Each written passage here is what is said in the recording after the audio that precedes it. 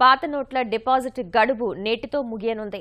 నల్ల కుబేరుల ఆట కట్టించి అవినీతిని అడ్డుకోవడమే లక్ష్యంగా పెద్ద నోట్ల రద్దు చేసిన కేంద్రం ఇచ్చిన వెసులుబాటుకు ఇవాళే చివరి అవకాశం కాగా 10కి మించి పాత నోట్లు కలిగి ఉంటే జరిమానాలు విధించేందుకు కేంద్రం సిద్ధమవుతుంది. ప్రజల నగదు కష్టాలు కొనసాగుతుండగా మరికొన్ని రోజులు ఈ పరిస్థితి తప్పకపోవచ్చని తెలుస్తోంది.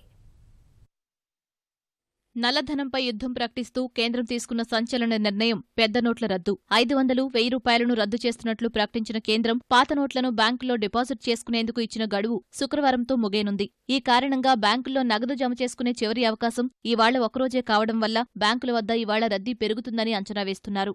నవంబర్ 8న పెద్ద నోట్లను రద్దు చేస్తున్నట్లు ప్రకటించిన ప్రధాని నరేంద్ర మోదీ దేశ హితం కోసం 50 రోజుల గడువు కోరారు. పాత నోట్లను మార్చుకునేందుకు వీలుగా నవంబర్ 10 నుంచి దశలవారీగా ప్రజలకు వివిధ రూపాల్లో అవకాశాలు కల్పిస్తూ వచ్చిన కేంద్రం తమ వద్ద ఉన్న పాత నోట్లను బ్యాంకుల్లో జమ చేసుకునేందుకు ఇచ్చిన గడువు నేటితో ముగియనుంది. గడువు ముగిసిన అనంతరము పాత నోట్లను మార్చుకునేందుకు చివరి అవకాశమూ అందుబాటులో ఉంది. ప్రత్యేక కారణాలతో నిర్దేశిత ఆర్బీఐ శాఖల్లో వాటిని మార్చుకునే వెసులుబాటు కేంద్రం కల్పిస్తోంది. విదేశాల్లో ఉన్నవారు, మారుమూల ప్రాంతాల్లో విధులు నిర్వహిస్తున్న సైనికులతో పాటు తమ సొమ్ము సక్రమంగా సంపాదించిందేనని నిరూపించి ఎప్పటివరకు ఎందుకు బ్యాంకులో జమ చేయలేకపోయారో సరైన వివరణ ఇచ్చేవారికి వచ్చే ఏడాది మార్చి 31 వరకు పాత నోట్లు బ్యాంకుల్లో జమ చేసుకునేందుకు కేంద్రం అవకాశం కల్పించింది. ఆ తర్వాత కూడా పాత నోట్లు కలిగి ఉంటే జరిమానా వేసేందుకు కేంద్రం సిద్ధమవుతోంది. పెద్ద నోట్ల రద్దు సమయంలో దేశంలో 15.4 లక్షల కోట్ల రూపాయలు విలువ చేసే 500 రూపాయల నోట్లు ఉన్నట్టు కేంద్రం అంచనా వేయగా ఇప్పటివరకు సుమారు 14 లక్షల కోట్ల రూపాయలు బ్యాంకుల్లో జమ అయినట్టు తెలుస్తోంది. కేంద్రం ఇచ్చిన గడువు పూర్తవుతున్నా ప్రజల నగదు కష్టాలు మాత్రం తీరలేదు.